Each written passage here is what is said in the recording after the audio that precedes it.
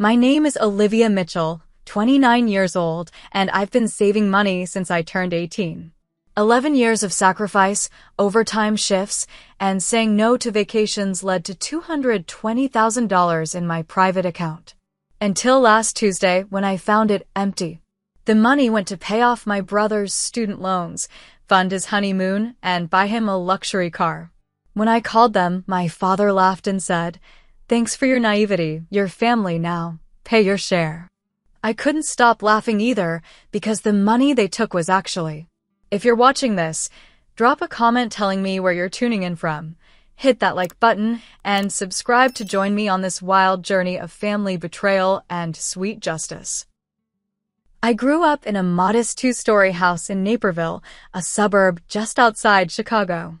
My parents, Robert and Diana Mitchell, raised me and my younger brother Ethan in what appeared to be a typical middle-class American family. Dad worked as a sales manager at a car dealership, and Mom taught third grade at the local elementary school.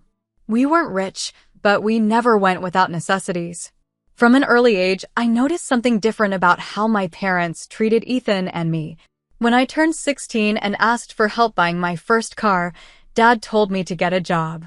Meanwhile, when Ethan turned 16 2 years later, they surprised him with a brand new Ford Mustang. The pattern was clear and consistent. Ethan received, I earned. My first job was stocking shelves at Wilson's Grocery for minimum wage. I worked 20 hours a week while maintaining straight A's. Every paycheck went into a savings account my grandmother had opened for me when I was born. Grandma Helen was different from my parents. She grew up during the Great Depression and taught me the value of financial independence. Never depend on anyone else for your security, Olivia, she would tell me while showing me how to balance a checkbook. A woman must stand on her own 2 feet. Ethan, in contrast, never held a job during high school. He played football, went to parties, and maintained a C average that my parents defended as finding his path. When he wrecked his Mustang junior year, they replaced it with another car within a week. The summer after high school graduation was pivotal. While Ethan prepared for his freshman year at Northwestern University, with my parents covering his tuition, room, and board, I received a different message. "We've set aside enough for your brother's education," Mom explained one evening. "With your grades, you can get scholarships or loans like other students do. You've always been the independent one." Their words stung, but I refused to let them see my pain. Instead, I doubled down on my determination. On my 18th birthday, I opened a new private bank account at First Midwest Bank, transferring the $6,000 I had saved. My parents had been co-signers on my juvenile account, but this one was mine alone. Or so I thought. I attended Chicago Community College while working full-time as a bank teller, then bookkeeper. I studied accounting and finance, fascinated by how money worked. Each semester, I paid my tuition in cash, avoiding student loans that trapped so many of my classmates. After 2 years, I transferred to University of Illinois Chicago, continuing to work while studying. Living with my parents during those early college years saved money but cost my sanity. I listened to them boast about Ethan's fraternity life and how he was networking with future business leaders while failing classes they continued to pay for. When he called asking for extra money for spring break trips to Cancun or Miami, they never hesitated. "Your brother is building important relationships," Dad would justify after sending Ethan hundreds of dollars. That's how successful people get ahead. I moved out at 22, renting a tiny studio apartment in Chicago's Albany Park neighborhood. The commute to work and school was longer, but the freedom was worth every penny. I continued my disciplined approach to finances. No eating out, no designer clothes, no vacations. Every raise and bonus went straight into my savings account. My financial strategy was simple but effective. 30% of every paycheck went to necessities, rent, utilities, groceries, and transportation. 60% went into my savings account. The remaining 10% was my living fund for occasional movies or coffee with friends. I lived like someone making minimum wage even as my salary increased. By 25, I had completed my bachelor's degree in accounting, debt-free, and secured a position at Deloitte as a junior accountant. My starting salary was $72,000, more money than I had ever earned. Instead of upgrading my lifestyle, I maintained my frugal habits and watched my savings grow exponentially. My relationship with my family remained strained but cordial during this period. I visited for major holidays and called once a week, maintaining the appearance of a normal daughter-daughter relationship. I never discussed my finances with them, deflecting questions about my salary or savings with vague answers about doing okay. Meanwhile, Ethan took 6 years to complete his business degree, changing majors 3 times. After graduation, he bounced between jobs, never staying anywhere longer than a few months. My parents continued supporting him financially, helping with his rent and car payments. They called it helping him get established, but I saw it as enabling dependency. By my 29th birthday, through disciplined saving, smart investments, and several promotions, I had accumulated $220,000 in my private savings account. It represented 11 years of sacrifice and hard work, every overtime shift, every skipped vacation, every meal cooked at home instead of eaten at restaurants. It was my security and my future, the foundation for eventually buying a home and perhaps starting my own accounting practice. I had no idea that the very people who should have been proudest of my financial responsibility were plotting to take it all away. Tuesday morning started like any other. I woke at 5:30, completed my morning workout, showered, and made coffee before checking my email. Among the usual work messages and promotional spam, a notification from First Midwest Bank caught my eye, confirmation of funds transfer. I frowned, opening it immediately. I hadn't made any transfers recently. The email confirmed a transfer of $78,000 to an account I didn't recognize. The timestamp showed it had occurred at 2:17 the previous afternoon, while I was in a client meeting. My heart rate accelerated as I logged into my online banking. The homepage loaded slowly, each second stretching my anxiety. When my account balance finally appeared, I blinked repeatedly, certain there was some mistake. Instead of $220,000, the balance showed $4,312.17. This can't be right, I whispered, clicking through to the transaction history. What I found left me breathless. Over the past week, a series of large transfers had systematically drained my account. Monday last week, $45,000 to account ending in 4273. Wednesday, $38,500 to account ending in 9185. Friday, $54,200 to account ending in 4273 again. Yesterday, $78,000 to account ending in 6092. Together with smaller transfers, almost $216,000 had vanished from my account in 7 days. My hands trembled as I dialed the bank's fraud department, a cold sweat breaking across my forehead. The customer service representative, Julie, listened calmly as I explained the unauthorized transactions. "I'm placing a freeze on your account immediately," she said. "Our fraud team will investigate these transfers. Can you verify if anyone else has access to your account information or passwords?" "No one," I insisted. I've never shared my banking passwords with anyone. But even as I said it, a memory surfaced. 3 weeks ago, Ethan had stopped by my apartment unexpectedly. He rarely visited me, claiming my neighborhood was too far from civilization. He had seemed unusually interested in my new job and finances, asking pointed questions about my savings while I made us coffee. At one point, he had asked to use my laptop to check his fantasy football scores. I had left him alone in my living room for about 15 minutes while I took a shower. "Ms. Mitchell," Julie's voice interrupted my thoughts. "I'm looking at the authorization logs for these transfers. They were all initiated from your home IP address using your credentials. The system shows correct responses to your security questions." My stomach dropped. "That's impossible. I didn't make these transfers." According to our records, They were authenticated with your password and the secure PIN sent to your registered phone number. I checked my text messages. There were no security codes from the bank. Whoever did this had intercepted the authentication texts or changed my phone number in the system. I need to speak with a manager, I insisted. This is theft. While on hold, my phone chimed with a text message from Ethan. Thanks, sis. You always come through when it matters most. My blood ran cold. There was no question now who had taken my money. But why would the bank allow such large transfers without additional verification? I needed answers.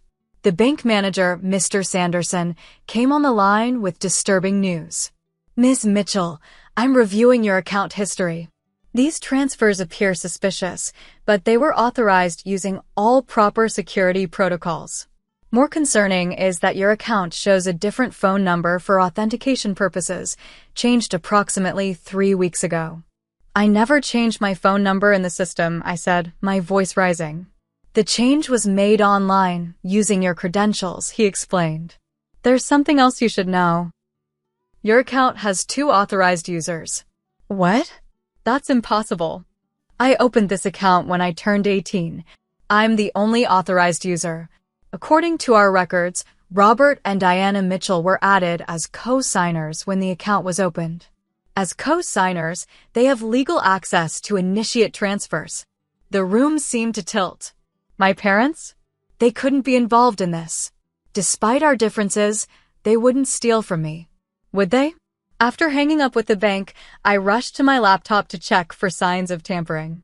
The browser history showed searches for how to reset banking passwords and bypassing 2-factor authentication from 3 weeks ago, the day Ethan had visited. My email trash folder contained deleted password reset confirmations. My phone buzzed again. Another text from Ethan. Mom and Dad say you should come to dinner tonight. Big news to celebrate. 7 p.m. Numbness gave way to fury as the pieces clicked into place. This wasn't random theft. This was calculated, familial betrayal.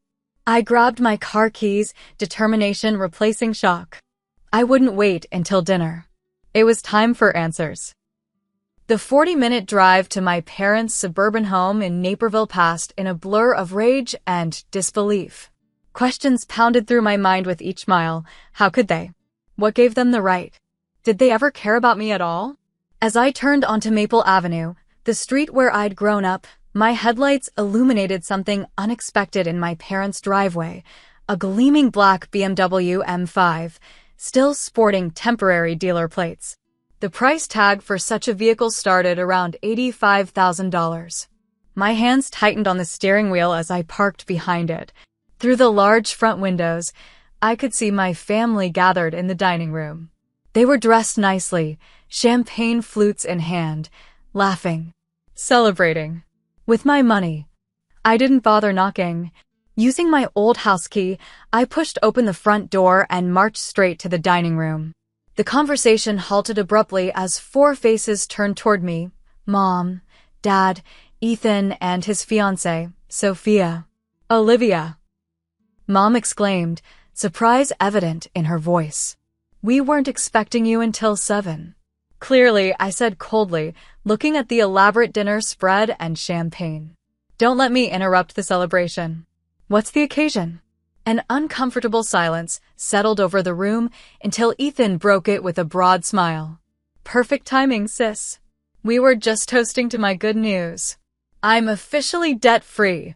Paid off the last of my student loans yesterday. Is that right? I asked, my voice dangerously quiet. And how exactly did you manage that?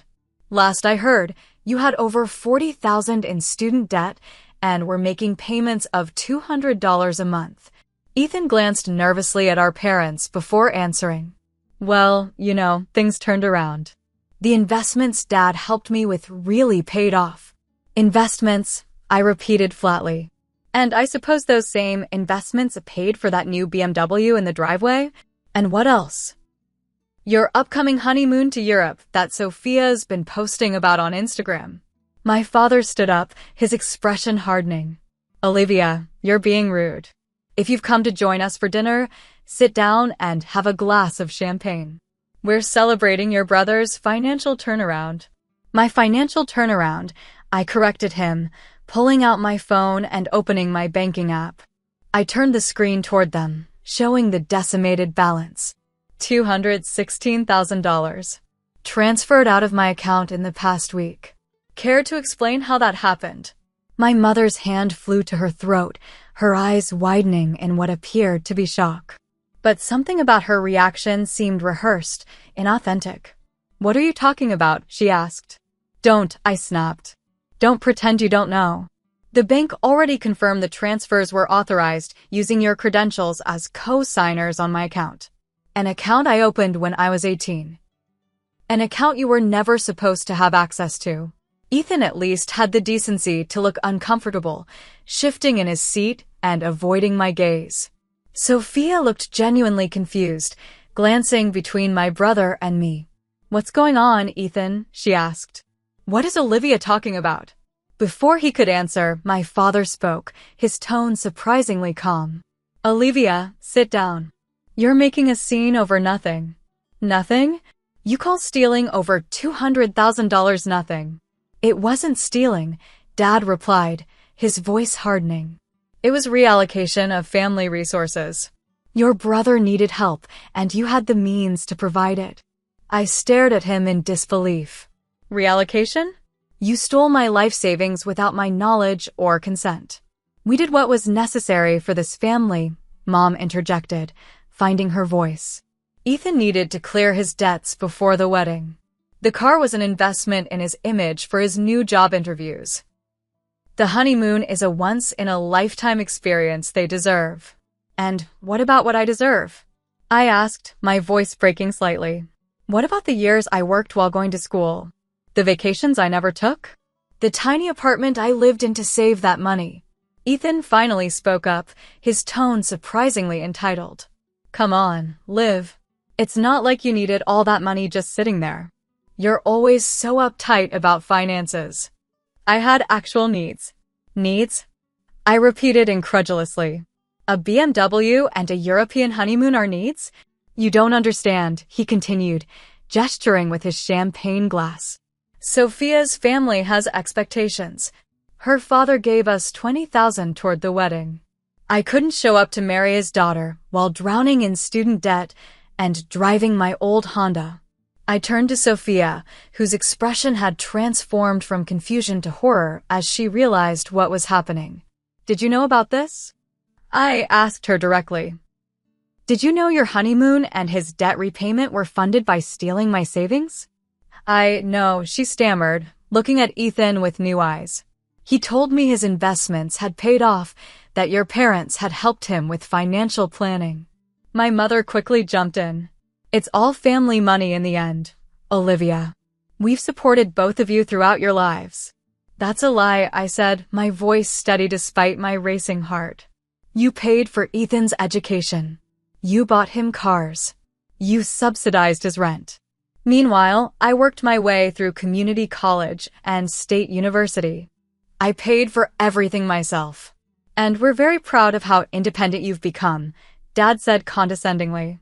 But family helps family. Your brother needed this boost to start his married life on the right foot. So you admit you took my money? All of you. Dad shrugged, dropping all pretense. The money has been put to good use. Ethan's debt is cleared, they have a suitable vehicle, and their honeymoon is paid for. The remaining funds are in an investment account for their future home down payment. I want it back, I said firmly. All of it. Now. My father's expression changed then, from casual dismissal to cold anger. That's not going to happen, Olivia. The transfers were legal. As co-signers on your account, your mother and I had every right to move those funds. I'll go to the police, I threatened. I'll press charges for theft. He actually laughed then, a sound that chilled me to the bone. And tell them what? That your parents, who are legal co-signers on your account, moved money to help your brother? No crime has been committed here. I never added you as co-signers to my adult account. Never. Check again, Mom said quietly. When you opened that account at 18, we came with you. We signed the paperwork. You were so excited about your adult account, you didn't read the fine print. The memory came back in fragments. The bank visit after my 18th birthday. The pile of documents. My parents hovering, offering to help make sure everything was in order. I had been so naive. Why? I asked, my voice barely above a whisper. Why would you do this to me? Because family takes care of family, Dad replied coldly. You've benefited from this family your entire life. It was time you contributed. Benefited? I nearly shouted. I put myself through college. I built my career without any help from you. And who raised you? Fed you? Clothed you? Dad countered. Did you think that was free? Your brother needed help, and you had the means to provide it. As your father, I made the decision that was best for this family as a whole. Tears of rage and betrayal burned in my eyes. I am not an ATM for this family. That money represented years of my life. And it will represent years of Ethan and Sophia's life together, Mom said, as if that justified everything. Dad raised his glass in a mocking toast. Thanks for your naivety, Olivia. Your family now, pay your share. The casual cruelty of his words knocked the breath from my lungs. In that moment, I realized this wasn't a one-time betrayal. This was who they had always been. I had just been too desperate for their approval to see it. I turned and walked out, ignoring their calls to come back and be reasonable. In my car, I sat trembling, unable to drive immediately as waves of betrayal washed over me. Through the window, I could see them resume their celebration, already moving past the uncomfortable confrontation, already counting my life savings as their own. The following morning, I called in sick to work for the first time in 3 years. Sleep had eluded me, my mind racing with calculations of loss and betrayal. $216,000. 11 years of sacrifice. Gone. After several hours of research on banking laws and account co-signers, I called my parents' home phone, determined to make one last attempt at reason before escalating to legal action. My father answered on the third ring. Mitchell residence. It's Olivia. We need to talk about the money. His sigh was audible through the phone. There's nothing to discuss. The decision has been made. I'm giving you one chance to do the right thing, I said, keeping my voice steady. Transfer the money back to my account, and I won't take further action. Further action? He chuckled. Olivia, be realistic. The funds were legally accessed. No crime was committed. I'll sue you, I threatened. All 3 of you. I'll take you to court and make sure everyone knows what you did. On what grounds? We're co-signers on the account. Co-signers who committed fraud by accessing an account without the primary account holder's knowledge or consent. There was a pause before he spoke again, his voice taking on a more calculating tone. Before you make threats, there's something you should know. This isn't the first time we've accessed your accounts. The words hit me like a physical blow. What? We've been monitoring your finances for years, Olivia. Did you really think you were so clever, keeping everything secret from us? We've known about every raise, every bonus, every investment. That's impossible, I whispered, but a creeping dread told me he was telling the truth. When you were 24 and received that $15,000 performance bonus, where do you think the money went when it suddenly disappeared from your checking account? When you complained about the bank error, who suggested you just let it go because it wasn't worth the hassle? The memory surfaced, my first major bonus, the mysterious bank error, my father advising me not to waste time pursuing it. That was you. Family resources, Olivia. We needed a new roof that year. You had extra. It was a simple reallocation. My free hand gripped the kitchen counter for support as the room seemed to spin. How many times? Does it matter? The point is, we've always had access. The only difference this time is the amount. Why now? Why take so much at once? Ethan's wedding is in 2 months. He needed a clean financial slate. The timing was right. The casual way he discussed stealing my life savings made me physically ill. Did Mom know? About all of it? Of course. It was her idea to monitor your accounts after you moved out. She said you were too secretive about money, that you might need guidance without realizing it.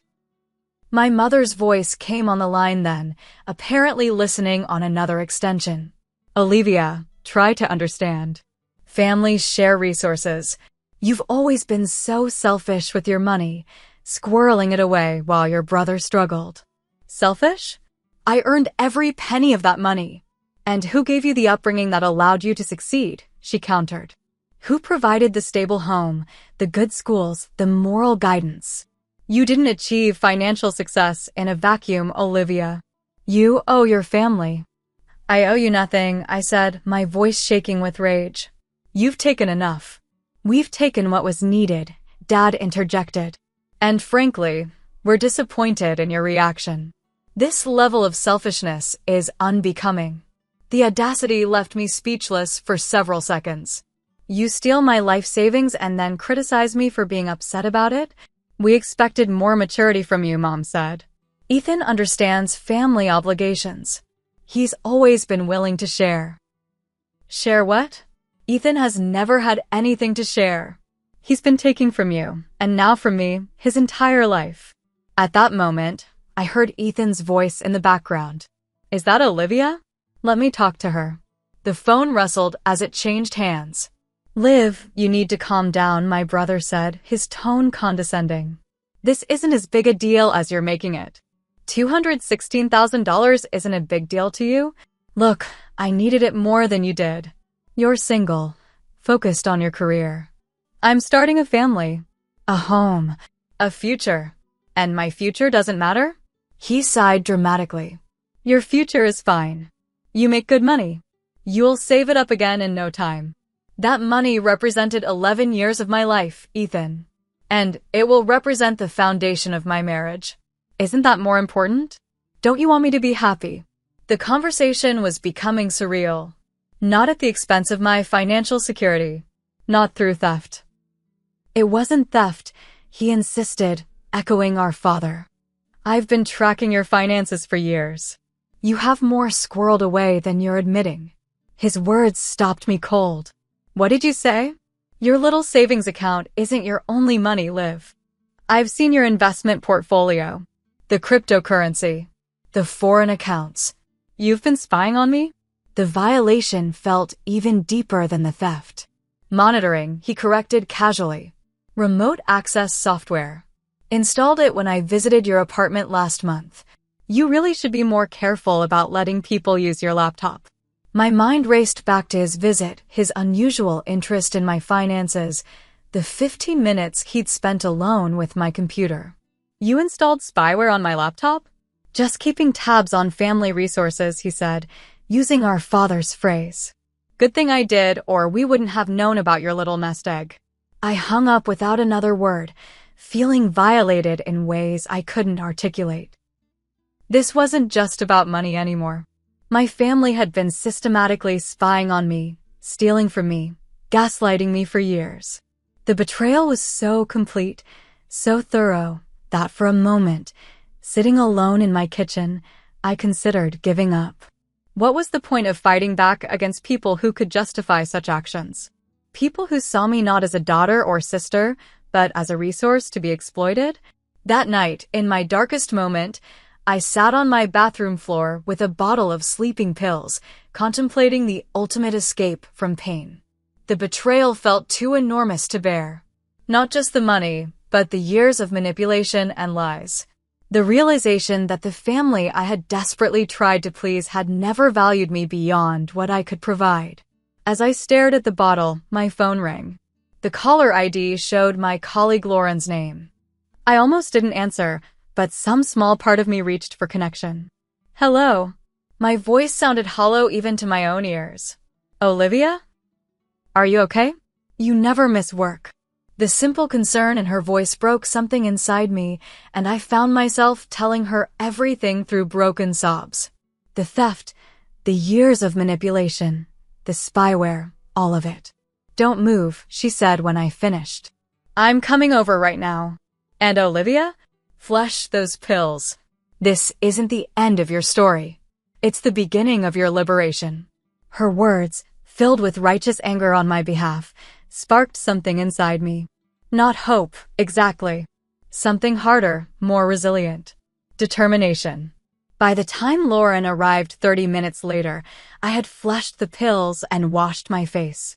When she hugged me at the door, I didn't break down again. Instead, I felt a cold clarity settling over me. They think they've won, I told her as we sat at my kitchen table. They think I'll either give up or start over from nothing. Lauren, who worked in Deloitte's forensic accounting division, looked at me with fierce determination. They have no idea who they're dealing with, do they? No, I said, something like a smile forming on my lips for the first time in days. But they're about to find out. Lauren stayed with me that night, sleeping on my couch after helping me form the outline of a plan. The next morning, she connected me with her friend Jackson Reed, a lawyer specializing in financial fraud cases. Technically, they had legal access to the account, Jackson explained during our consultation in his downtown Chicago office. But there's a legal concept called breach of fiduciary duty that might apply here. Co-signers on an account have a duty to act in the best interest of the primary account holder. They clearly breached that, I said. Exactly. And the electronic surveillance angle strengthens your case considerably. Installing spyware without consent is illegal in Illinois under the Computer Fraud and Abuse Act. Hope flickered.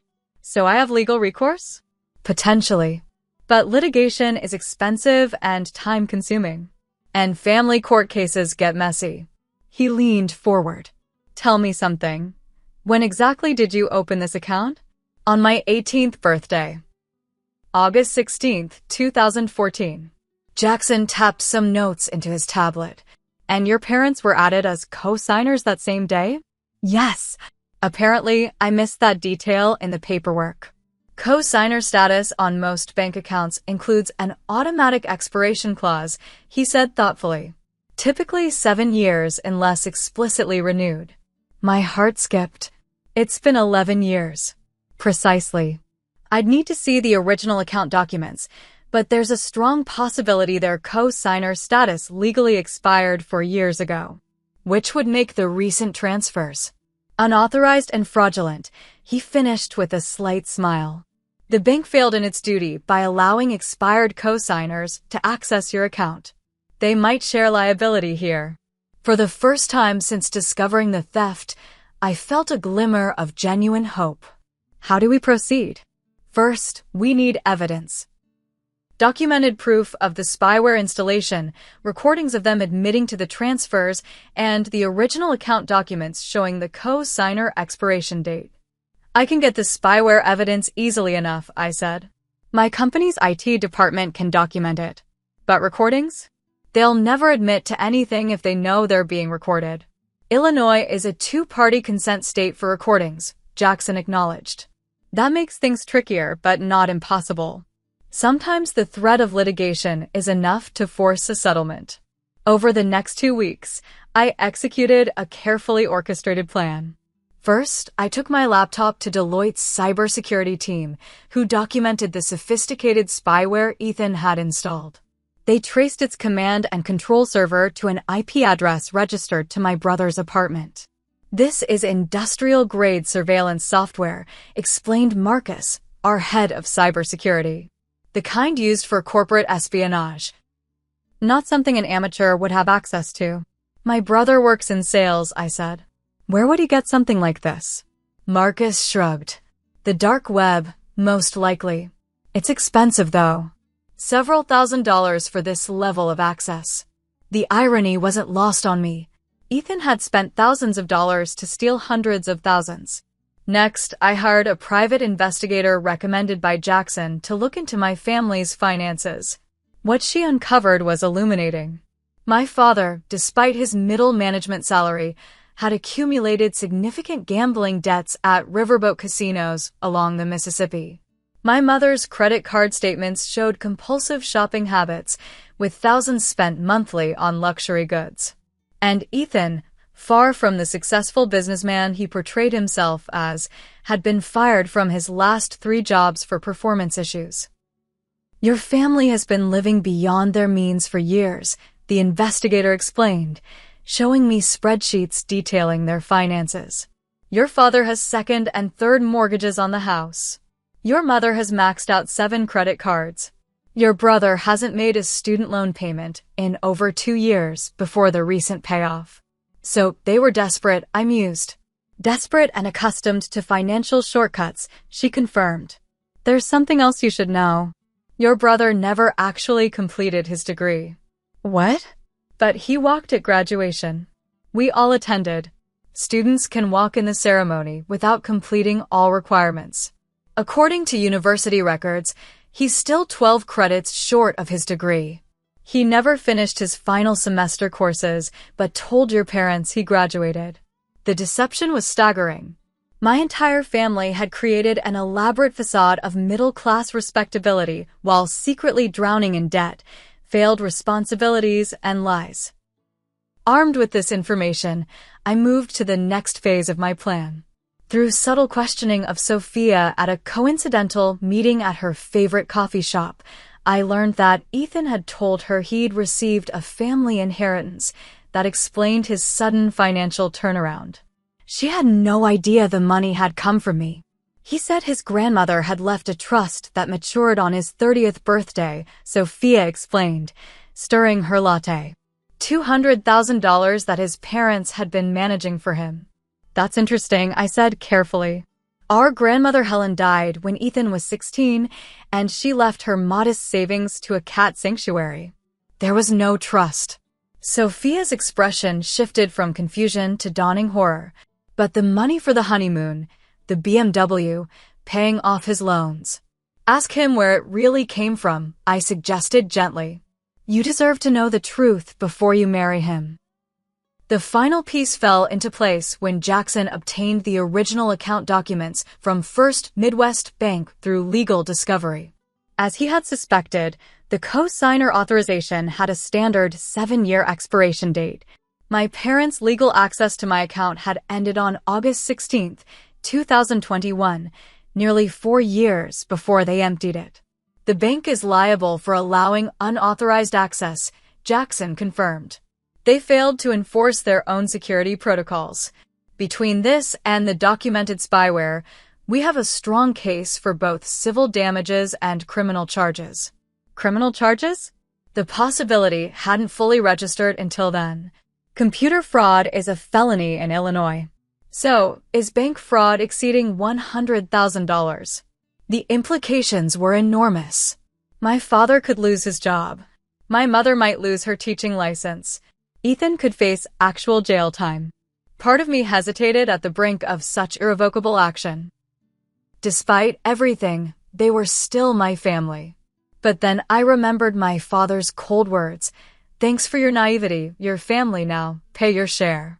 Let's proceed, I told Jackson firmly. But there's something I need to do first. Ethan and Sophia's wedding was scheduled for the first Saturday in June at the Naperville Country Club, a venue far beyond what my brother could legitimately afford. I had received an invitation despite our confrontation, probably because my parents wanted to maintain appearances. I sent an RSVP indicating I would attend, then made no contact with my family for the next 6 weeks. Let them think I had given up. Let them enjoy their ill-gotten gains without suspecting what was coming. During those weeks, I worked with Jackson to build an airtight case. We documented every unauthorized transfer. We compiled evidence of the spyware and my parents' expired co-signer status. We prepared civil complaints against both my family and First Midwest Bank. And most importantly, I executed the final step of my plan, the revelation that would change everything. The wedding day arrived sunny and clear. I dressed carefully in a conservative blue dress, applied minimal makeup, and drove to the country club with a small gift box containing documentation of everything we had discovered. My plan was to deliver it privately after the ceremony, but before the reception, giving my family one last chance to make things right before I filed legal actions on Monday morning. But as I pulled into the country club parking lot, I noticed an unusual number of luxury vehicles. A Ferrari, a Bentley, several high-end Mercedes. These weren't the cars of my parents' middle-class friends. Something was happening beyond a typical wedding. Inside, the ceremony space was decorated lavishly with thousands of dollars in floral arrangements. A string quartet played softly as guests in formal attire mingled. I recognized few of them, but from conversations I overheard, many were executives from Hoffman Enterprises, a major financial services firm in Chicago. I took a seat in the back row just as my father appeared at the front with Ethan. Both wore custom tuxedos that must have cost thousands. My mother, escorted by an usher to her front row seat, wore a designer dress and jewelry I had never seen before. The ceremony proceeded traditionally until the exchange of vows. When Ethan began to speak, his words caught me completely off guard. Sophia, when we met 3 years ago, I promised you I would become the man worthy of your family's legacy. Today, I stand before you having fulfilled that promise. Thanks to my business acumen and family connections, I've secured not just our future, but a merger between our families that will create a financial dynasty.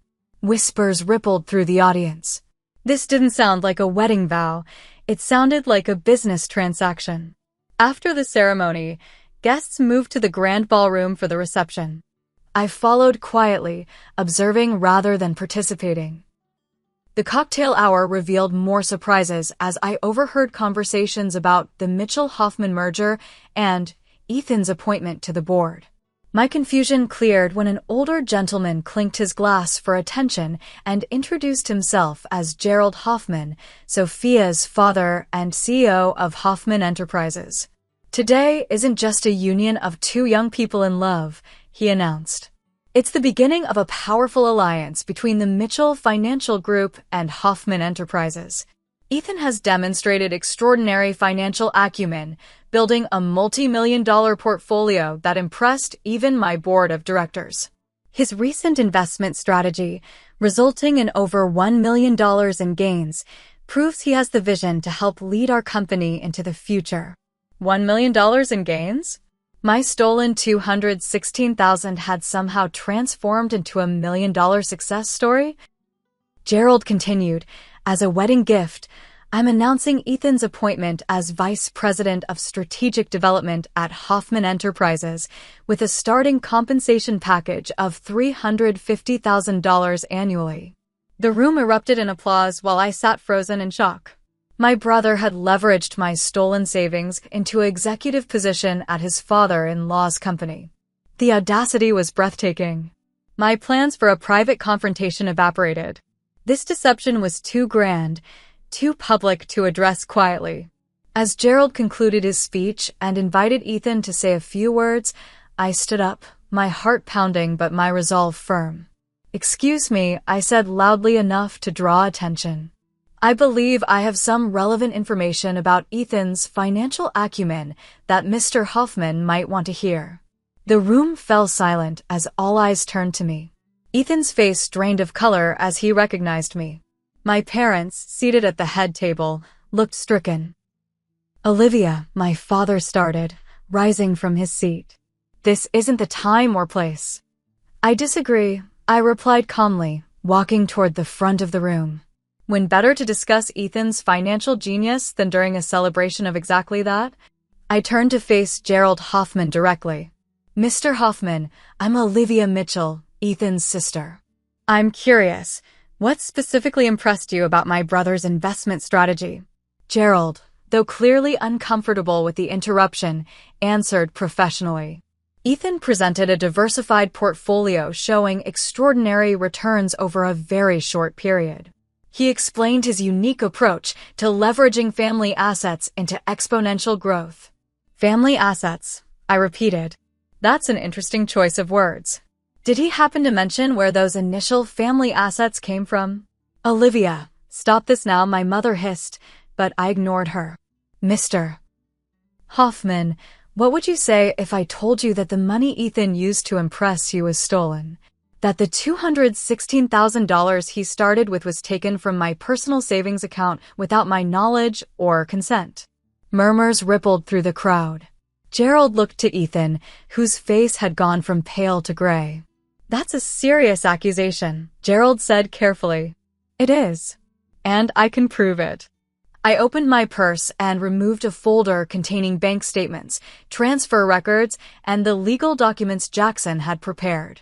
Every dollar Ethan used to build his impressive portfolio was stolen from me.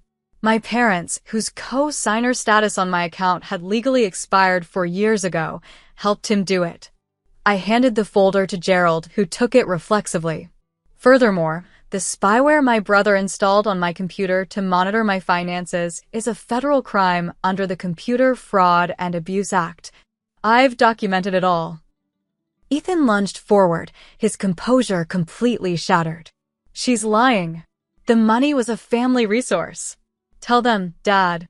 My father stood frozen, his face a mask of panic as his carefully constructed house of cards began to collapse.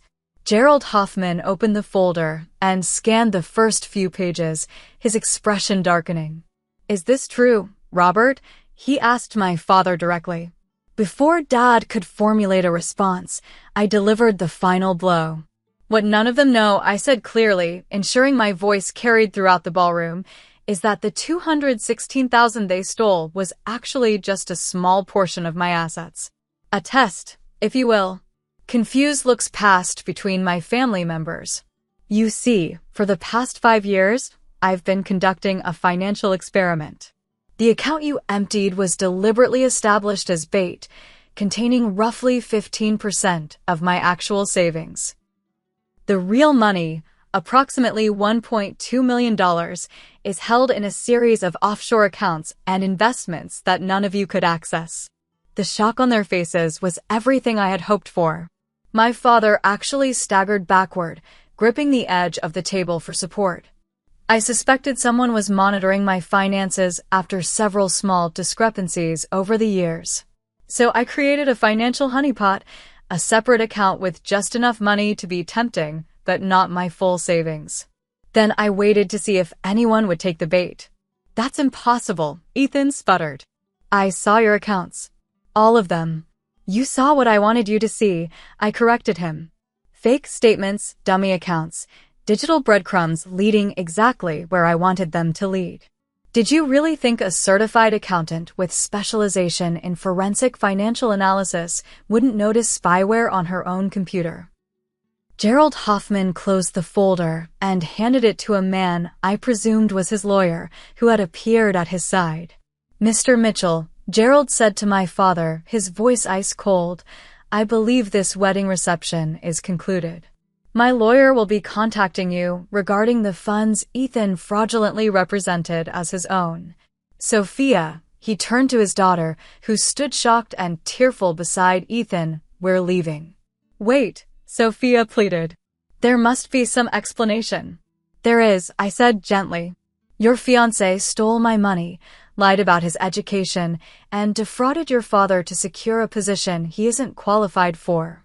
I'm sorry you had to find out this way, but you deserve to know before legally binding yourself to him. As the Hoffman family began a hasty exit, followed by their business associates, I approached my brother directly. The police will be here shortly. I filed charges this morning for computer fraud and theft. I'd suggest you use this time to consider what you'll say to them. My parents rushed to Ethan's side, all three huddled together in panic as their scheme imploded around them. The remaining guests, mostly family friends who had known us for years, watched in stunned silence. You'll destroy this family, my mother said accusingly, tears streaming down her face. No, Mother. You destroyed this family when you chose to steal from your own daughter rather than face your financial problems honestly. When you decided my decade of hard work was worth less than Ethan's comfort. As I turned to leave, my father called after me, his voice breaking, Olivia, please. We can fix this. As a family. I paused and looked back at the three of them, gathered together in their expensive clothes in the lavish venue they couldn't afford, paid for with money they had stolen from me. We stopped being a family the moment you said, thanks for your naivety, you're family now, pay your share. Remember those words, Dad? I do. I always will. I walked out of the country club into the bright June sunshine, leaving behind the ruins of a family built on lies, theft, and betrayal. For the first time since discovering the theft, I felt not just anger or vindication, but genuine freedom. The truth about my finances had been my ultimate protection and my perfect revenge. The money they had stolen was substantial, yes, but it wasn't my everything. By trying to take what was mine, they had lost everything that was theirs: reputation, career prospects, and freedom. As I drove away, my phone buzzed with a text from Lauren. "How did it go?" I smiled and typed back, "Exactly according to plan. The truth has set me free." The aftermath of Ethan's wedding day unfolded like a slow-motion car crash for my family. My brother was arrested that afternoon on charges of computer fraud, with additional charges of grand theft added later. My parents avoided criminal charges only because I chose not to pursue them, focusing instead on a civil case to recover my stolen funds. First Midwest Bank, facing potential liability for allowing expired co-signers to access my account, settled quickly, refunding the full amount plus a substantial penalty for their negligence. My family, with no real defense against the evidence I had presented, agreed to a structured repayment plan for the additional damages awarded by the court. The financial resolution came relatively quickly. The emotional healing proved far more complex. For the first month after the confrontation, I existed in a strange limbo between vindication and grief. I had exposed their betrayal and would recover my money. Yet I had also lost the illusion of family that I had clung to for so many years. No matter how strained our relationship had been, some part of me had always believed that in a true crisis, blood would prove thicker than water. The theft had shattered that belief beyond repair. 6 weeks after the wedding, I began seeing Dr. Melissa Chin, a therapist specializing in family trauma. Our first session established the foundation for my healing journey. "What you're experiencing is complicated grief," she explained. "You're mourning not just the loss of your family relationships as they existed, but also the loss of what those relationships should have been." "I keep asking myself if I did the right thing," I confessed. "Exposing them publicly, pressing charges against Ethan. And what answer do you reach? That I had no choice. That they would have continued exploiting me if I hadn't stopped them." She nodded. "That's an important recognition. Boundaries aren't just psychological constructs. Sometimes they need legal and financial enforcement, especially when dealing with people who have demonstrated they don't respect more subtle limits." Over the following months, Dr. Chin helped me process the complex emotions surrounding the betrayal. The anger, which initially burned hot and consuming, gradually transformed into something more controlled and focused. The grief, which sometimes ambushed me at unexpected moments, became less raw and more contemplative. "Your family trained you from childhood to be their safety net," Dr. Chin observed during one particularly insightful session. "Your financial responsibility wasn't just a personal trait, it was a response to their financial chaos. They created the very stability they eventually exploited." This perspective helped me see my saving habits in a new light. While I had always viewed my frugality as a strength, I began to recognize that some aspects of my financial behavior had been reactions to family dysfunction rather than purely healthy choices. "Balance will be your challenge going forward," Dr. Chin suggested. "Finding the middle ground between prudent saving and actually enjoying the fruits of your labor." As summer faded into fall, I took her advice to heart and made several significant changes. I moved from my cramped studio apartment to a comfortable one-bedroom in a safer neighborhood. I booked my first real vacation in years, a 2-week photography tour of the American Southwest. I bought quality furniture to replace the second-hand pieces I had used since college. Small steps toward enjoying my money rather than just accumulating it. More importantly, I began building what therapists call a chosen family. Lauren, whose immediate support had been my lifeline during the crisis, became an even closer friend. We established a Sunday brunch tradition, sharing weekly updates and gradually deeper confidences. Jackson, my attorney, and his wife invited me to their monthly dinner parties, introducing me to a diverse group of professionals who shared my values of integrity and independence. Through a volunteer program at a local community college, I began teaching financial literacy classes to young women from disadvantaged backgrounds. Sharing my knowledge helped transform my painful experience into something constructive.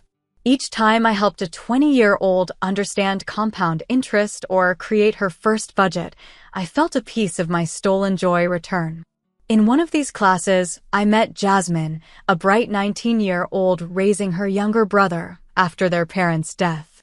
Her determination to create financial stability while pursuing her education reminded me of my younger self, but with a generosity of spirit I had never possessed. How do you balance taking care of your brother with saving for your own future? I asked her after class one evening. Her answer stayed with me. Family isn't about keeping score. It's about lifting each other up when you can and accepting help when you need it. The giving flows both ways. Her wisdom, earned through genuine hardship rather than selfishness, illuminated the fundamental flaw in my family's philosophy. They had viewed family resources as something to be extracted rather than exchanged. Love had been transactional rather than unconditional.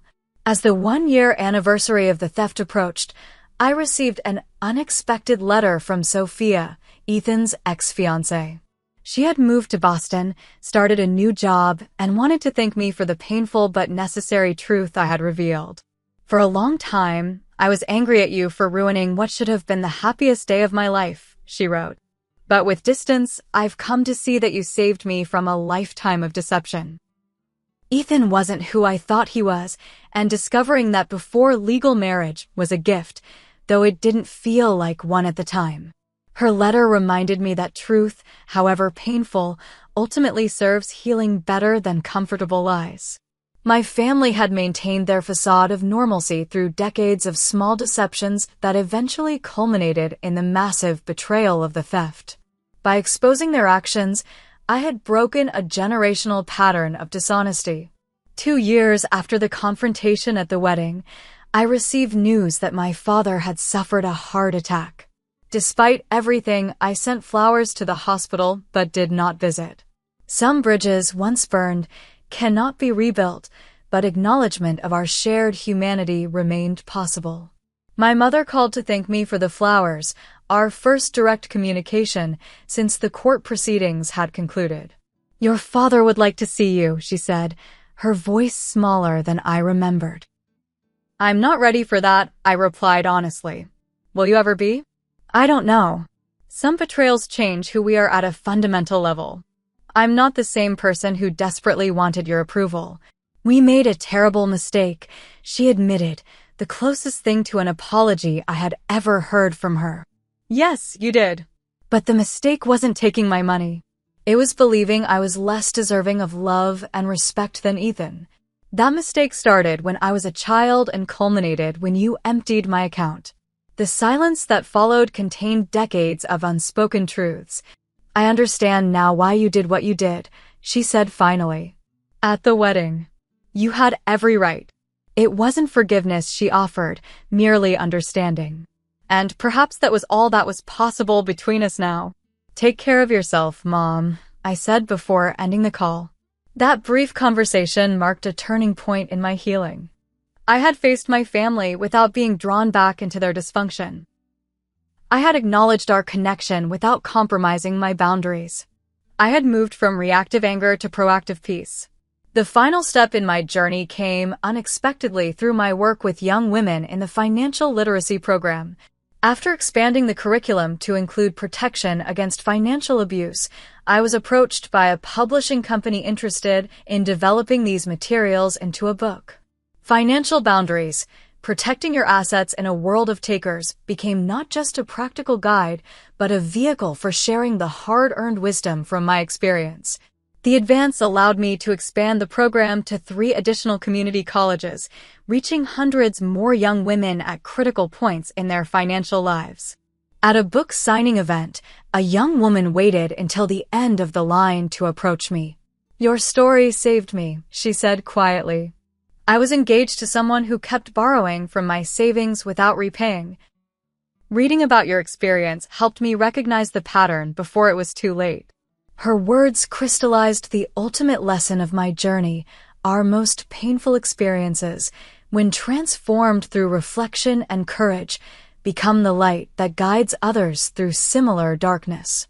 Today, 5 years after discovering my emptied account, I live a life balanced between prudent financial management and genuine enjoyment of my resources.